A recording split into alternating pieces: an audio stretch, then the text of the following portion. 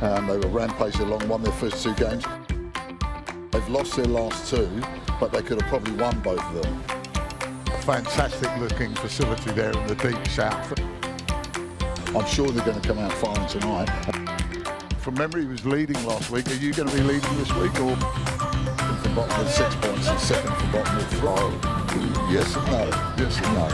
It paid off for them. They got a 2, doubled a 4 and won 6 points. Depends what the teams above them do, doesn't it? Welcome to the Bowls Hour, brought to you by Somerset Retirement Villages and Dynasty Apparel. My name is Alex Reid, and this week we don't have Erin Nurka, we don't have Miles Davis, we have Martin McKenzie as the co-host. How are you feeling today, Martin? I'm very good, thank you, Alex. That's cool. You got about 5 minutes warning. I came in this morning and forgot that Erin wasn't here, so we have Martin for this episode, so we appreciate you helping us out. Thank you, Martin. It's a pleasure. It's good to be a late replacement. Yeah, or any replacement. So I thought today we'll just outline the show. So we're going to talk to our some of our newly crowned National Champion of Champions, Darren Goodin and Lauren Mills. And then at the end of the show, we're going to have a chat to Dave Edwards, who's going to name his South Island team for us this year, which is pretty exciting. We had Sharon Sims on last week naming hers, so I'm looking forward to hearing what he's got to say.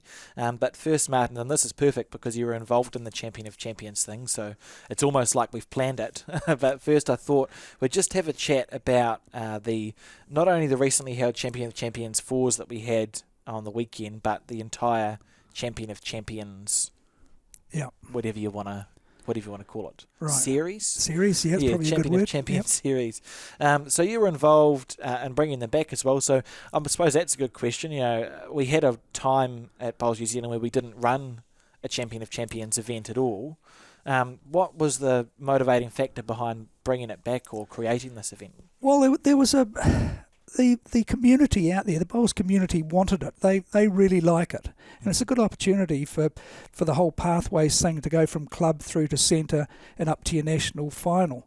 And there are a lot of people that attend those that probably wouldn't win a national singles or pairs or, triples, fours event. But they've got a really good opportunity at going through this event. And people love it. They really enjoy the way it's run. In the past we ran where the women played at one venue and the men played at another. Now it's all together. Yeah. And I think that adds to it. Yeah. There is a certain buzz that goes with that event now. Yeah, there's certainly a lot of people attending, which is great. I know I asked Colin, who does he's quite good at spreadsheets. He's very good. But I asked him, and there's something like 390 individuals participated over the last 4 weeks. That's pretty cool, eh? Like, it's a reasonable number of people that got to play in a national Champion of Champions events. I thought that was cool. And obviously there were others who got to, if you're successful in your centre, you get to play some 2 or 3 weeks in a row, which is cool, although I acknowledge that comes with challenges in itself, I suppose. Absolutely. And that's one of the things is, that while you're actually you may attend 2 or 3 of those events, and they are around the country, it can become very costly to get to those. But also, I think it's well worth it. To actually go and say that you attended a Champ of Champs event. Yeah, it's pretty cool. Yeah, for sure. And they are, we're not blowing our own trumpet, but they are quite well run events, and we've been ably supported. I think it's more to do with the clubs that we've had them at. A Bowls New Zealand staff can go into any club and help run an event in regards to put an entry, all the pre-match stuff. But both Hastings, Dunedin, and Nainai have been fantastic in their support of these events, haven't they? They have. They've been very good, and I can't speak highly enough of all 3 of those venues. The support that they gave to Bowls New Zealand over the last month has been fantastic. I was lucky enough to attend the 2 in Hastings. I unfortunately got COVID and stayed home for the pairs and triples. But that was one of the challenges that we actually had, was still dealing with COVID, people getting sick at venues. But I think it was managed really well in the way we actually got through those events. And some people did go home with COVID, but that's going to happen whatever you attend. Yeah. And just this weekend just gone, the weather conditions were certainly trying right throughout the country. And I think for us still to go ahead and run a very successful event was fantastic. And, to have, I think there was 21 men's teams and 18 women's teams after a couple of withdrawals due to travel arrangements was pretty good. Yeah, for sure. And we do listen to a feedback as well. So if you're listening to this podcast and you've attended a National Champion of Champions things, check your email and maybe even your junk mail, but we send out a survey after every national event we hold, including our Open Nationals actually. We've been doing it for the last couple of years. We ask the same questions for all of them, so it's about communication before, during and after, and about how you found the venue, etc., etc. So we've had pretty good responses to those surveys, but we do listen to that sort of feedback. That's what we use to see if we're doing an okay job, isn't it, Martin? It certainly is. And the feedback just at the venues from the players was very good. Yeah. And there's always things that we can improve on. And so, we'll take on board any of that. And even if, after you've done the survey, if you've got any other things you want to email us, we're more than happy to listen. Yep, absolutely. That's the entire point. So I thought, one of the features of this Champion of Champions series, that's what we called it, has been the live streaming that we've been able to do, which is probably the most live streaming I think we've ever done. They were long days of live streaming, some more than 12 hours. So I thought, just for the viewers' interest, I'll just read out some of the statistics from the last month, which is how long the Champ of Champs have been going for. So for the videos that we've had of the live streaming, there's been 170,000 views, which I think is pretty impressive. That's great. And if you added all the watch time together, it means that 71,500 hours of bowls has been watched in the last 5 weeks. I don't know how many days that is, but it sounds like quite a few days, doesn't it? It certainly does. And we've had 541 subscribers, which is great. So, yeah, I suppose it's a good opportunity to say, but if you are watching the live streaming and you want to be notified without going to have to look for it, subscribing to our Bowls New Zealand YouTube channel is the easiest way to do that. There's a big red button that says subscribe. You click that and you'll get a notification anytime we go live, just straight to your phone, which I think is helpful. One of the things, Alex, that I found really good at this series was that we actually tried to get every team on a live streaming game, which allowed then for their clubs to actually get everybody down at the club and watching it on the club TV as well, which was great. Yeah, the only time a team didn't get to do it is if there's something unforeseen happened during the event that required a little bit of jiggling around. But yeah, for sure, I think that was probably a cue we took from that Bowls 3-5 into club. When we ran that, the idea for the entire draw was to get as many different teams as possible onto a live streaming rink, and it does mean something to the players as well. Some of them are a bit nervous going onto it, but it is. Yeah, I agree with you. It's cool to see. Another stat I was going to chuck out into the ether, Martin, is that there were 34,000 unique viewers. So that's 34,000 separate individuals. Wow, that's a lot higher than I thought. Watched it at some point, and that could be, to be fair, it just could be someone going through YouTube. One of the searches, when people look up Bocker, they might have seen the live stream and clicked onto it for a few seconds and clicked off. But for my money, if that's 34,000 people who've seen Bowls, I don't care how long they've watched it for. That's got to be a positive. That's got to be a positive there. And the other interesting thing was who watches our stuff. So, New Zealanders, obviously there was 129,000 views from New Zealand, but we had 9% of the views came from Australia, 5.5% of the views came from the United Kingdom, where they would have watched greens a bit quicker than what they've got there. Spain, 118 views from Spain. Who's watching Bowls in Spain, Martin?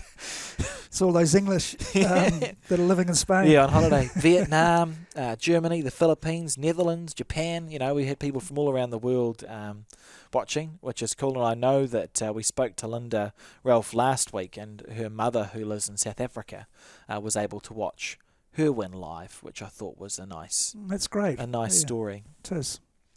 What else was I going to talk about? Oh, yes, quickly. So the North-South.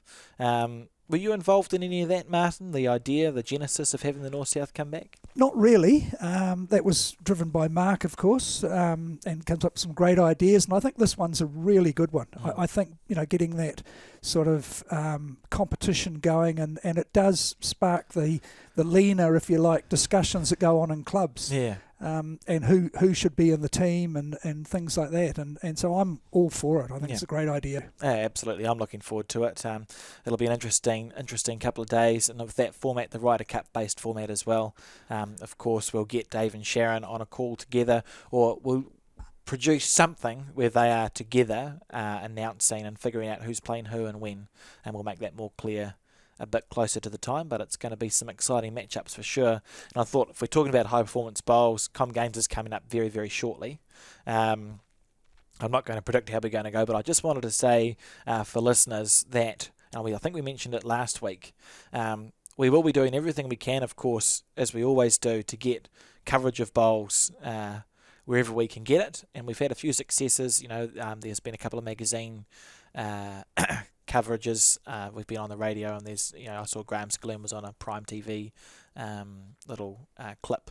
So we'll do everything we can. We'll do everything we can to communicate when it's going to be available to watch. It'll be on Sky, but it is a challenge because there are a few hundred sports, and you don't know until it's going when you're going to get coverage. Makes it a bit hard to let people know. Yeah, so we have people. We have people that we can talk to there, and we will be talking to them, and when we know, we'll let you know as our community. And the best place to look is probably our Facebook page and our website. We'll put posts there, but we don't really know much, to be honest. Sky makes their decisions on their programming once the Commonwealth Games is underway, and then they can look around and see where New Zealanders are going. So in a perfect world, our Kiwis will qualify in the disciplines, and we'll be able to have a strong argument that post-section should be televised somewhere on the Sky platform. But the short answer is we don't know yet, and if we do know, we'll let you know. Yeah, and so is bowls over the 2 weeks of the Commonwealth Games? I think it is. Yeah, it is, and the program is available on our website as well. If you have a look, if you just Google Bowls New Zealand and scroll down, they've done the draw so we can see what sections. Right. And I think they're very shortly releasing the full draw with the names. And also for listeners, if they go to the New Zealand team, so if you Google Com Games NZ team or look on Facebook, it's called the NZ team. There is an app now, which I think might even be called NZ team right. that you can download onto your phone, and it's great for all sports as well. Actually, it covers the entire Com Games from a New Zealand point of view. So there'll be articles there, updated regularly on all the sports, and I'm pretty sure you can access the program for all the sports on that app as well. So go to the NZ team. I think we shared it onto our Facebook page as well. There's an app, but have a look there, and you should be able to find it. Yeah. So who is your favourite to win the gold in each of the disciplines? Don't ask me that. Look, I'm optimistic that New Zealand will go. I think obviously we can medal in all the disciplines. I went to the Trans-Tasman and watched us play, and the results weren't what we were hoping for. Clearly, you want to be winning, but they actually played well, and I think we have to remember that that was more of a practice for us than it was. We need to win this competition. It was the first time we'd played on a well-prepared 8-second green. I would like to think, we've got Shannon there. He's never won a Com Games gold, or no man has won a Com Games medal since Mike Kernahan. Right. So I'd like to see our reigning world champion do well. I won't make any calls, but I believe that we can medal in all the events. You just have to qualify. The Com Games is qualifying, and then you have a quarterfinal onwards for your post section. Anyone can have a good couple of days, and we have players over there who are more than capable of having a good couple of days. So absolutely. I totally believe that we can qualify, and then post section is whatever it is. Anything can happen. So I would love to see that go well for us. That's good, and it must be a good omen that with the last time we medalled, he's now the coach. So for sure, I think if anyone is rendered unable to play bowls, the ruling is that the support staff can step in. That's handy. We'll see how that goes. I know Julie, our Com Games manager, had a roll up just to make sure she could chuck a ball up a green, just in case it goes badly. Actually, there's I hope we've got a bit of time, but there's an interesting story with Julie out here at Ponsonby Bowling Club. Some of the Commonwealth Games team, when they announced it, were here, and I can't even think of his name now, the blind bowler. Gerard. Yes. Gerald Browse. Yes. And he said to Julie, "Could you be my spotter?" and she went right down the other end of the green, expecting him to be able to see her, and he's going, "Where are you? Where are you?" Okay, we won't let Julie onto the green at the Com Games. Good God. Cool. Okay, well, that's our introduction, Martin. So I'm looking forward to the rest of the show. We're going to chat to some champions, and at the end we'll get the South Island team named by Dave Edwards. Yep, thanks. I'm looking forward to the rest of it. And coming up next, we talk to Darren Goodin here on the Bowls Hour.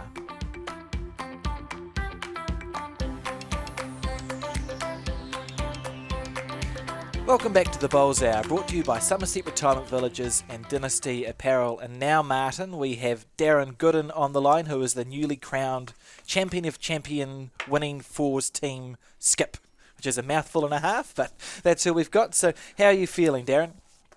Oh, very good. Always good news.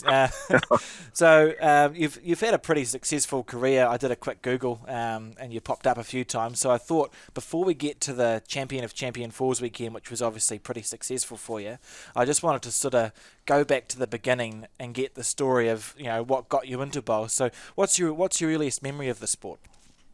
Well, the earliest was when Dad rang up and he said, a good mate of ours, Midshaw, said, "You want to come along to Twilight Bowls?" So I said, "Oh, yeah, I'll come along." So off we went. We're there and there's three of us. I said, "Who's our fourth player?" And they said, "The barman." So I said, "Oh, who's that?" And they said, "Brian Baldwin." And at the time he was a New Zealand player. Yeah. I thought, oh, yeah. So we started playing. We had a first game, we had 9-all. Next game, we're 10-0 down with one bowl to come. Brian draws it with his last. That's how we got started. Went for about 4 weekends, and then they said, "Oh, you want to sign up, and we'll sign you up to play bowl." I said, "Oh, I don't know." They said, "Yeah, you get in it. You and your father can join." So that's how it started. It's not Which signed us up and played bowls. not a bad start. Not a bad person to play with your first few games, Brian. He's champion guy, Brian. Yeah, absolutely. Yeah. One of those legends, eh? Okay, that's cool. So, what club was that at, Darren? Was it this? Paratoot. Cool. So, only club I played at, Paratoot, for nearly 30 years. That's pretty good. that's what it does. There's a few people who sort of bounce around. So you've been 30 years at Paratoot, and I suppose we could say one of your early successes is the Twilight Bowls. But apart from that, what are the sort of things that stand out to you in the first few years of your career that you look back and think, yeah, that was I did well to win that? Yeah, well, it was about my 5th year. I won the junior singles, and I entered the senior singles. We had Paratoot was strong back in those days, and qualified, and I said, "Oh, you've done well to qualify, but all these senior rep players are there, so you'll probably be put out." Went on and won it. No, I couldn't believe it. And we won another one. We won with a great mate, Don Christensen. We won the club pairs, so we're off to the Champion of Champion. And we happened to beat Rex Pollard in 5 extra ends. So it was my first centre title. It was the Champion of Champion pairs. Only 5 extra ends. Yeah. So Darren, with that, you've won some outstanding things over the years, but you've been very lucky to have some very good players playing at Paratoot and help you along the way. Do you think that has certainly helped in your success of having those sort of players regularly playing against and playing with? Oh yeah, but we have like a Saturday Shield where you just mix up teams, and a lot of the time you're playing with Dave Baldwin. Now, I was just leading when I was only first, second year player, and he said, "Play your bowls," he said, "and then come around the head." And he said, "I'll show you how to run heads." So they taught you, how to play. Very helpful. Like all the top players at Paratoot couldn't do enough to help you and teach you. And you'd go for a roll-up, they'd say, "Join in here." They were very good. Like I played a lot of bowls with Roger, probably over 20 years with Roger.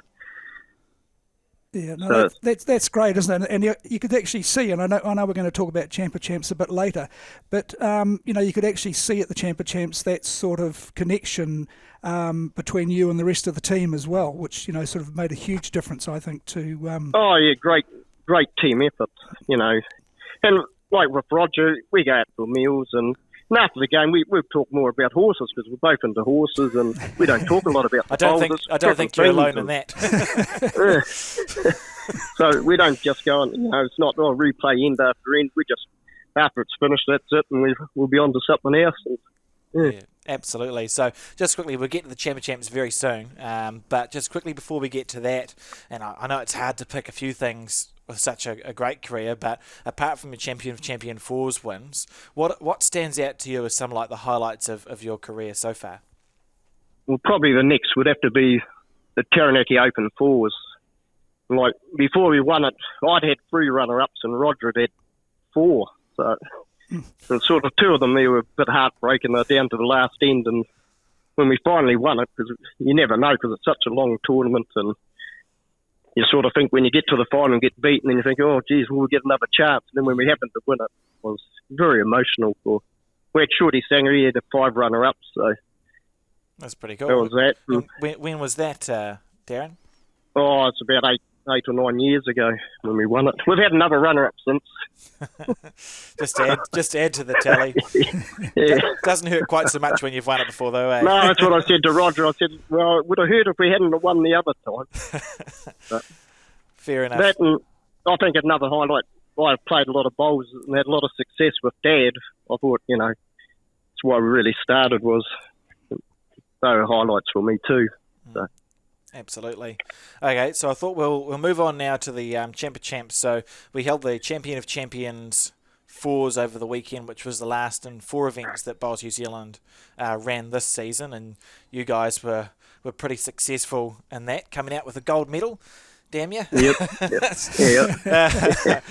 So can you just talk us through, like, how did the weekend go for you guys? When you turned up, did you have any aspirations, or what were you guys thinking? Yeah, well, we've been practicing. We got an indoor stadium at home, so I think that helped, and we've been practicing a lot, and we've been all practicing well. So I said, similar to ours, we'd have a good show. And we got over there, we trip over, and then we went around and had a roll-up. We all had a really good roll-up the day before. And I said, you got to have a little bit of luck, but I said, if things go our way, I said, I think we can win this. And then first day there, we all played well. Great team effort. It was just good team bowls. First 2 days. And then we qualified, and we looked, post-section come out, and we saw we were playing Aiden and yourself. And we thought, oh, well, we're probably the top 2 teams. I said, sooner or later we're going to meet anyway. Yeah. So. Yeah, it was a good game. It could have gone either way, that game, couldn't it? So. No, you guys played well. I was impressed with all of yours, and it was always pleasing, I must say, if you're going to lose to a team. I quite like it when they go and win the event. Yeah. But that game could have, half a bowl over and he nicks us out, and, No, that's what's great about the sport, isn't it? Yeah. So, your weekend, your team, what was it like what were the feelings when you'd won after that last end? How did it feel? Oh, yeah, well, the second to last end, we were a couple down. Roger bowled his last bowl, drew the shot, and he walked up on the sideline. I could see tears in his eyes. I said to Adam, geez, I hope his glasses don't fog up. He's got the last end to go. And, we were all excited. During the game, I think on the 6th end, we dropped to 7 and sort of deflated. I said, well, it's only 7, we've got 9 ends. Get back into it, pick up a number, we'll be right. And, and the guys stuck to it. We got Nathan there, he's only 19, draws the front toucher on the last end. How's he feeling? Talented. He said to him, the best decision he made, because he plays around the coast, he's a dual member. No. He's come to Paratude, he's won 2 centre titles, New Zealand title on a club title. You can't get any better than that. Not bad for a I said, 19-year-old. it's amazing. I'd be happy. Yeah. So with that, Darren, you originally had Aiden in your side, and of course he's gone off to the Commonwealth Games. Did it affect you at all well, not in the results certainly, but did you actually have to change the way you played with losing him and bringing in Adam? No, we had John on the team, but he was working. Right. Was the father. Oh, yeah. Right. No, they're only drawing. We've got probably 6 guys in our club, like Adam and Nathan. They're just brilliant guys, top. They'll go, who knows how far they'll go, though. Yeah, that's good, isn't it? Very talented. Yeah, and that's one of the things with Parratuta is that you are bringing those young ones through. Yeah, well, that's what I said to Roger when we're doing the fours last year. I said, I think we need to get one of these young guys like Adam, like Nathan, and show them, this is how we play, and take them in the club fours, and we happen to win that, and then win the champion of champions, and off we go, and we win that. Yeah. I said, we've got to teach them, and that we've got to put a bit back into the young ones, and that's brilliant. So there is quite a lot of young ones at Parratuta. Probably the youngest club in New Zealand-ish. I won't make that statement in case one of the 470 clubs has more young people, but you've got a lot of young people. Is that something that's always been at Parratuta, or is it a recent initiative? No, it hadn't. It's only sort of been the last... They sort of have been attracting each other there. Like, we had Daryl and Hamish and now Caleb, and we got Nathan, Adam. Like, they're all very good bowlers. It's not as they're just young. They're top, like they're in the top sort of 10, 15 in Taranaki. So yeah, it's pretty good, isn't it? The club's in good heart, and so yeah. The one thing I found with them is watching them is that they weren't scared to play a shot either. That they were quite happy at your direction, of course, but but they stepped up and certainly were an important part of the team, which is fantastic. Yeah, well, like that last end there, they had two right on it. Nathan could have easily just tightened his line and put a bit of weight on to make sure he reached, but no, he just threw a front toucher, sort of like a 15th, 20th year lead would do. Yeah, it's pretty good. I'll be happy. We're happy to see it come in.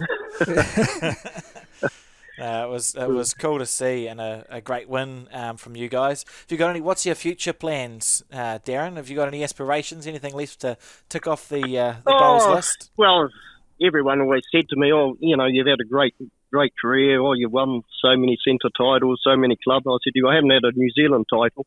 I'm going a bit more. We're going back to Auckland with Dean, back to the singles and pairs.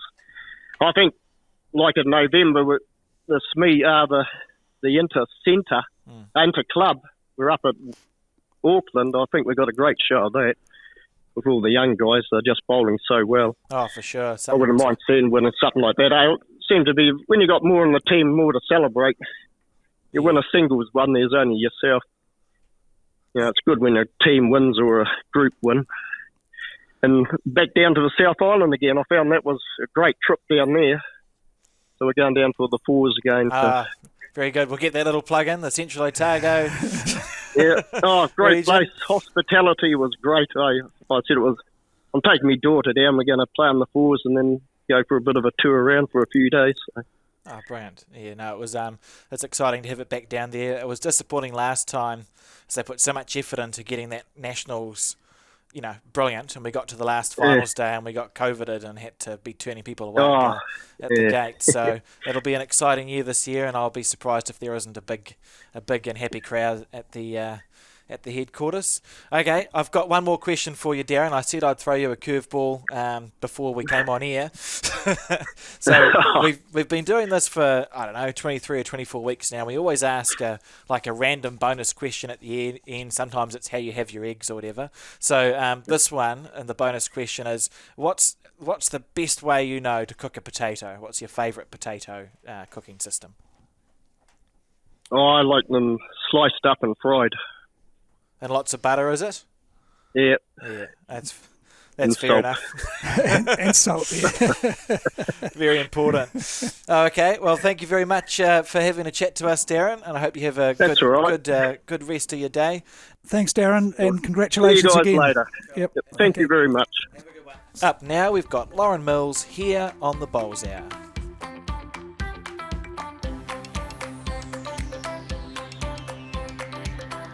Welcome back to the Bowls Hour, brought to you by Somerset Retirement Villages and Dynasty Apparel. And Martin, we've spoken to Darren Goodin about his Champ Fours win, and now we are going to talk to Lauren Mills, who's on the line, and I'm not going to try and attempt to say, whatever it was I said last time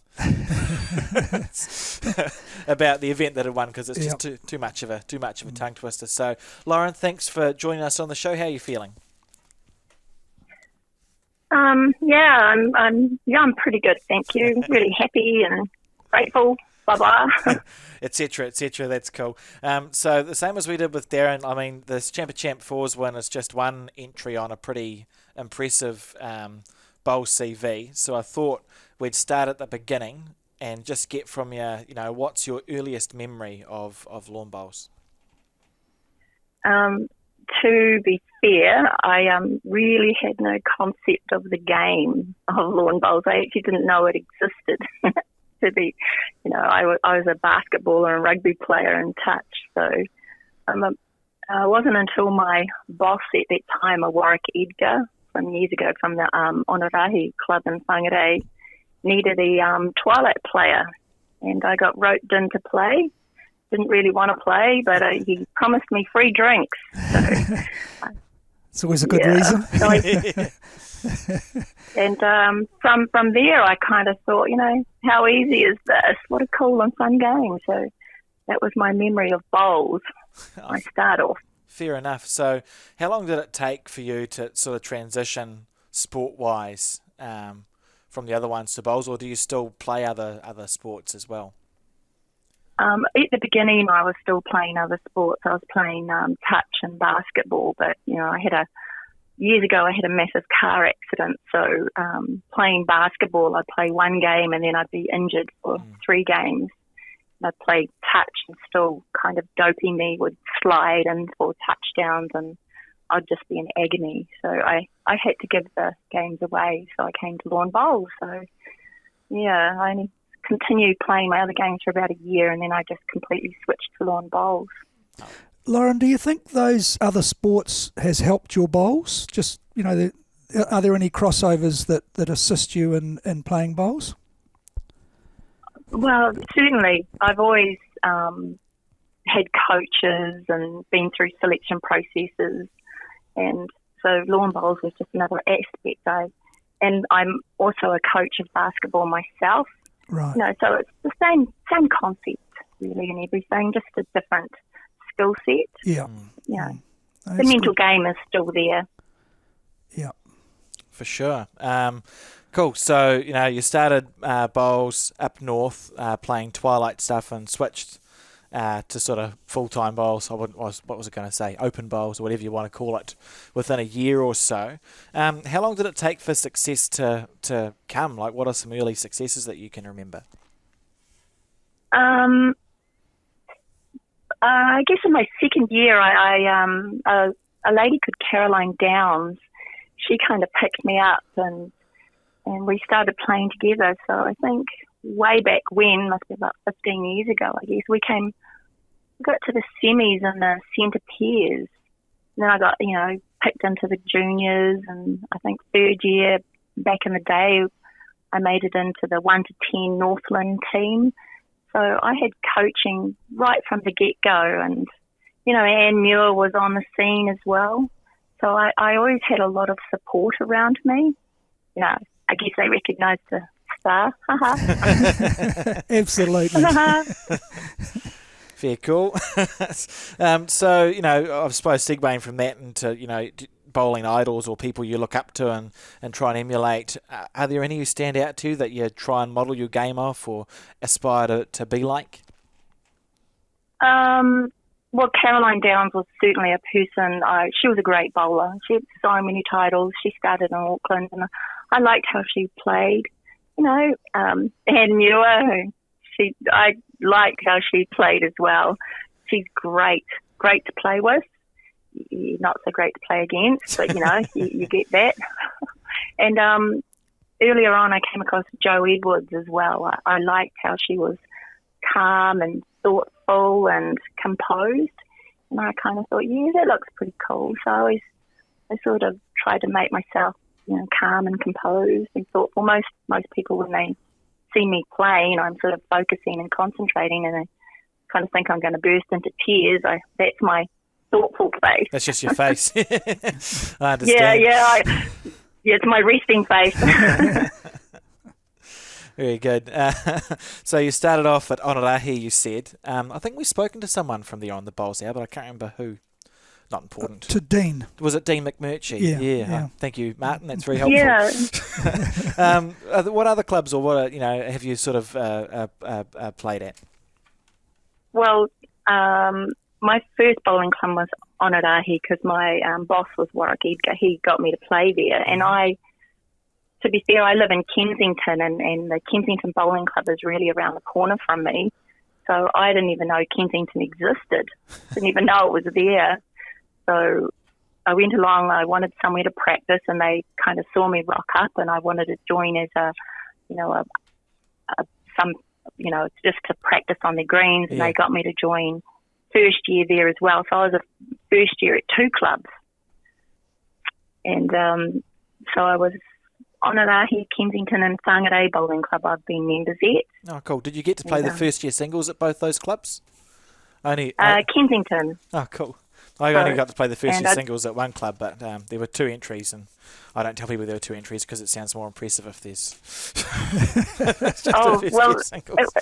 The first year up in Northland was great for me. I think there would have been, I guess, maybe we had 2 green falls for women first year singles for a centre event, and it was kind of amazing. And then even at my own club, there would have been about 12 of us that all started together. That's great, isn't it? We had a big influx that year. So there was lots of competition. Are any real of them, fun times. Yeah. Are any of them still playing the sport, Lauren? Oh, no, not really. They're thereabouts. Yeah. Fair enough. But, they're getting older, as we all are. Yeah. But I had a lovely group of people to come through bowls with. They were awesome. Yeah, that's good. And you mentioned about, the casual bowls or social bowls. Do you think, up there that helped by bringing in those first-year juniors of playing social bowls first and then coming across and playing? Do you think it's assisted? It definitely helps. But, unfortunately, you sort of get sometimes the older people coming through in the junior ranks. It's really hard to attract, those 30 and 40-year-olds to come through, because the way the world is at the moment, everyone's working and trying to get ahead. So, it was just hard for those bowlers that age group to get there. Absolutely. Yep. For sure. Okay, well, we'll move on. Oh, actually, very quickly. So you've won your Champ fours playing for a Takapuna team. Can you tell us about your time at Takapuna and what drew you to that club and all that sort of stuff? What got me there is actually I started off playing with the Riverhead for the 3-5 bowls, with Grant Goodwin and Coxie and co. And then I entered the Bowls Harbour 2x4x2, I think. Oh, yeah. And I had Graham Doreen come up and approach me to see if I was interested in being in the harbour, gathering. So I thought, let's give it a whirl. May as well. Yeah, and then I just said to Graham, to get me into the harbour squad, I said, I need a club. What kind of club can I come to? So he just said, Takapuna. So, yes, and that's how I landed there. Fair cool. Okay, so we'll have a chat about the Champ fours now that we've sort of segued nicely to that. Obviously, it was successful. When you came to the weekend to start this National Champ fours, what were your guys? Did you have a plan? Did you think, we're going to come here and win, or was it just game by game? Or can you just talk us through how you were all feeling before it began? Oh, well, to be fair, we sort of got together. Lisa Dixon, she sort of orchestrated all this, and it was actually from our club champs. This was our prize. Our eye on the prize was, to win the New Zealand Champ fours. So that was right straight from club level. So we targeted this tournament. Cool. And every game, she's a really great leader. We had plans and strategies for every game. We knew what we had to do, and she got us there. So it was from the get go that we were planning for this. It was our whole campaign, I'd say. That's great, isn't it? Yeah. So I heard her say in her speech at the presentations that it was the first time that she'd actually played during this whole Pathways tournament, that she'd actually played with you. What did you find about her that actually made her such a good skip? I've known Lisa for years, actually. I've played a lot against her. And I guess she's just intense. She's firm. And to be fair, she takes the pressure off. She took the pressure off me to allow me to play my bowls. And I like that from a skip. Yeah, that's good. She's inclusive in the decisions. I might have called a couple of bum calls for it. Oh well, we got there in the end. Excellent. So, how did it feel at the end of that game when you've won the national champion of Champion Fours? You've achieved a goal that you set right at the beginning when you entered the Club Fours. Like, did it take a while for it to sink in? What were your emotions? I was just relieved, all that way, all that time. We had the break from the club, then we had to come off from the centre events, and we had this little break to try and get down to Hastings, trying to get out in weekends and train and bowl and keep the momentum going. For me, it was just relief that we'd set out to do what we'd done, and we got there. So I was pretty happy. Brilliant. So you should be. It was great. Yeah, for sure. Okay, future plans, Lauren. What's next in your sights on a bowls? I don't know, in the bowls world or on your bowls CV. What do you want to tick off? Well, I want to hang around in North Harbour for the next few years, and I've got some of my whānau members over in the Te Atatu Club. I want to play stuff with them. I wouldn't mind getting another couple of national New Zealand titles, and on my bucket list, I want to go over to Australia and play in the next couple of years.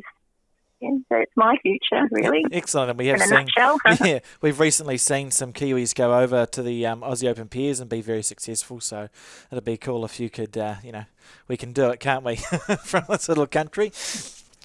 Cool. Well, with the way things are now, I can take my work with me and work wherever while I've got internet. So it's a definite workable thing for me now. Excellent. We look forward to seeing your name pop up over there. So I've got one more question for you, Lauren. I said I'd throw a curveball. So every week for the Bowls Hour, we just ask some random. I call it the bonus question on my bit of paper. It's just a random question that's got very little to do with bowls. So this week, it's for you. What is the perfectly cooked potato? What's the best way to cook one? Do you reckon? Oh, my dad roasting the potato. Yeah, the roast potato. Awesome. Yeah, I respect that. We've had like a little bit of flour. Darren thought that the best way was to slice them up and fry them in butter, which is okay, but I'd tend to sort of agree with you on the roast potato steak. So, roast. Thank you very much for joining us, Lauren. It's been great to have a chat, and good luck for the rest of your season and the upcoming few things to tick off your bowls bucket list. Up now, we've got Dave Edwards, who's going to name the South Island team for us here on the Bowls Hour. Welcome back to the Bowls Hour, brought to you by Somerset Retirement Villages and Dynasty Apparel. And now, Martin, it's the moment we've all been waiting for. We've got Dave Edwards on the line, who is the South Island non-playing captain and selector, to name for us the South Island team. How are you feeling about it, Dave? Very, very confident and more than happy with the team that we've come up with, and really looking forward to this event, something that I think a lot of people have been looking for over a number of years now, the North-South, bringing that state of origin and mate versus mate type thing. So looking forward to it. Absolutely. Yeah, I was going to ask you about that. So we were meant to have a North-South last year, but we got pandemicked a little bit. And I think we've had, or I know in my time, we've had a couple of efforts at getting a North-South event up and running. What do you think the benefits are of having something like this? Well, I think the biggest thing for me is the sport gets some real good visibility out there in the public eye, and it's something that I remember back in the rugby days, the North-South, and it sort of beggars belief that they haven't continued that in the rugby because it was such a popular concept. And I think that for bowls, it'll prove just as popular, and there'll no doubt be a bit of ribbing going on around the country as we get closer to the event. So Yeah. I think it's a great idea. Yeah, we definitely get a bit. What's the word? We like our own islands, don't we? It's a bit like the Australia-New Zealand one. That's great. Indeed. So you're the non-playing captain and selector. How did that happen for you? When did you get the phone call? Yeah, a month or so, or 6 weeks or so ago, a phone call from Mark Cameron, and just asking if I'd be interested in the role, and it sort of appealed to me because of the fact that I liked the concept, and it was an opportunity for me to dip my toe back into the high performance sort of big pool. So it was something that excited me, and I thought, I'll have a go at this, and definitely looking forward to getting one over Sharon Sims as well, of course.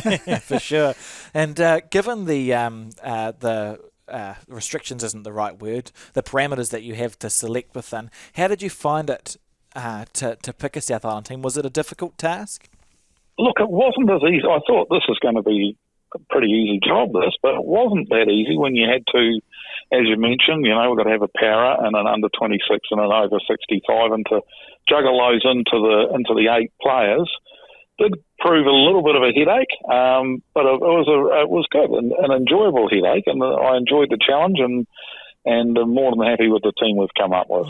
And what sort of reaction did you get from the players? Were you the one that got to deliver them it's probably the first question, I suppose. Did you get to call the players up and say, we want you to be in the South Island team, or was that not your job as the selector? Yes, no, I did get to do that, and it was pretty exciting, and some really, really positive feedback from all the players. There were some unavailabilities for various reasons, but those that have finally been selected are really excited by it, and some of them were, super enthusiastic about it. So it was, really, really awesome reaction. Right. That's what you want, really. Okay, so with that build-up then, I suppose we're up to the important bit of this conversation. So in your own time and in whatever order you want to give it, could you please name for us your South Island team? With pleasure, absolutely. And as I said, there were some unavailabilities, but I'm really wrapped with it. Just shows the depth of talent that there is in the South Island, because we've still come up with a very formidable side. And so the ladies to start with, starting with our para lady, Pam Walker, obviously over in Birmingham at the moment with the Commonwealth Games team. She'll be our para athlete. And then the other 3 ladies who'll be joining her, 2 of her compatriots that are over there in Birmingham, Val Smith and Taylor Bruce. And the 4th member of the squad is Sarah Scott. On the men's side of things, we've got Andrew Kelly, obviously over in Birmingham at the moment as well. And over there with him is the lead coach for the Commonwealth Games team, Mike Kernahan. And so Mike is, and look, he's going to be our over 65 player. And look, he was one of the ones that was most excited when I rang him and had a chat to him about it. He was really looking forward to it. So he'll be our over 65 player. Our under 26 player is Jonty Horwell from Dunedin. And the 4th member of the side, very, very experienced, Kelvin Scott. Brilliant. I hate to say it, but that is a formidable team. as a North Islander, that's brilliant. So, I mean, I know how you're going to answer this question, Dave, but how do you think you guys are going to go?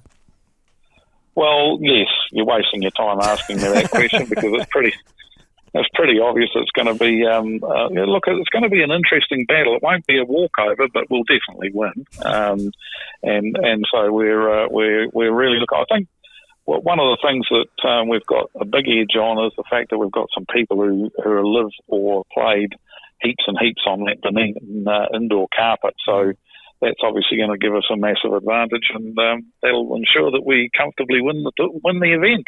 I look forward to harking back to this conversation after the event's been played and seeing how right which one of you was right, Sharon or Dave. But fair enough, it's a great team, and thank you for announcing it, and it'll be available on the website shortly. So I thought we'd finish with the same. We always ask a bonus question on this podcast of our guests, and you're the last guest, so I thought I'd flick the bonus question in your direction, Dave, and it is, how do you like your potatoes? Like, what is the perfectly cooked potato for you?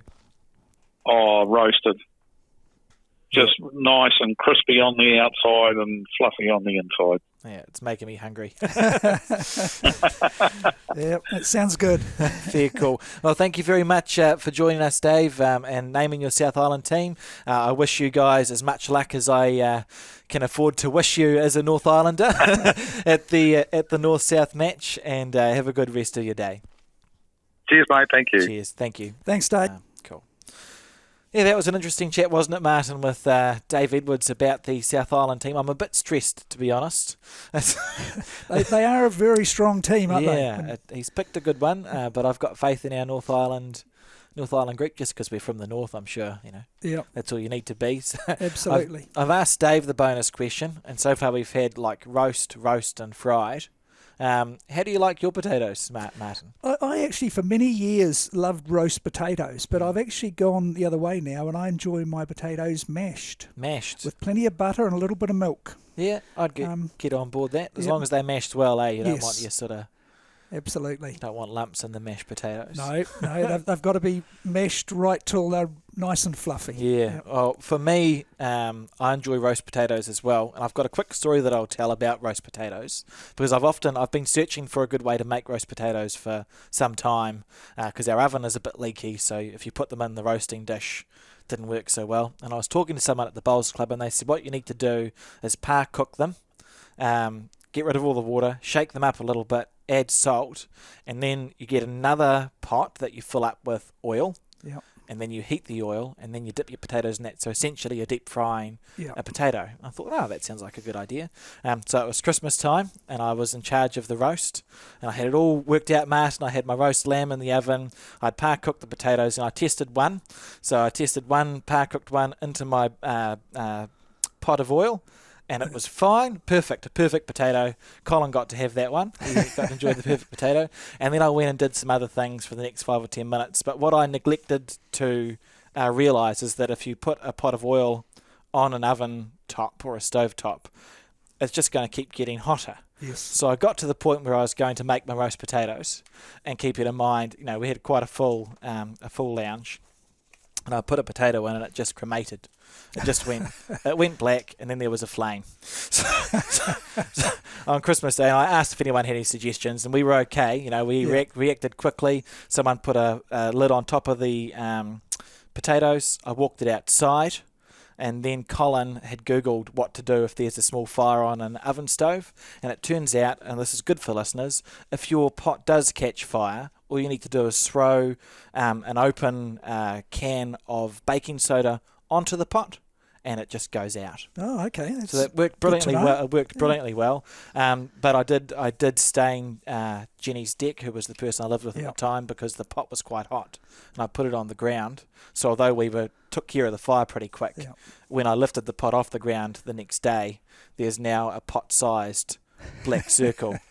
So in conclusion, I really like roast potatoes, but I'm not allowed to cook them anymore. Oh, very good. And that's all I have to say about that. So thank you for joining me on this episode of the podcast, Martin. It's been good to have you as a co-host, replacing Erin and/or Miles and/or Mark. It's been great. And to the listeners, thank you for joining us for this episode of the Bowls Hour, the show for all things bowls. If you enjoy listening to this podcast, remember to share it around. We can be found on Facebook every week from 7 p.m, as well as Spotify, YouTube, Apple Music, the Bowls New Zealand website, or wherever you get your podcasts. Tune in next week for more talk about everything bowls, and until then, roll on. They were rampaging along, won their first 2 games. They've lost their last 2, but they could have probably won both of them. Fantastic looking facility there in the deep south. I'm sure they're going to come out firing tonight. From memory, he was leading last week. Are you going to be leading this week, or? From bottom with 6 points and second from bottom with 3. Yes and no. Yes and no. It paid off for them. They got a 2, double the 4 and won 6 points. Depends what the teams above you do, doesn't it? The Bowls Hour, brought to you by Somerset Retirement Villages and Dynasty Apparel.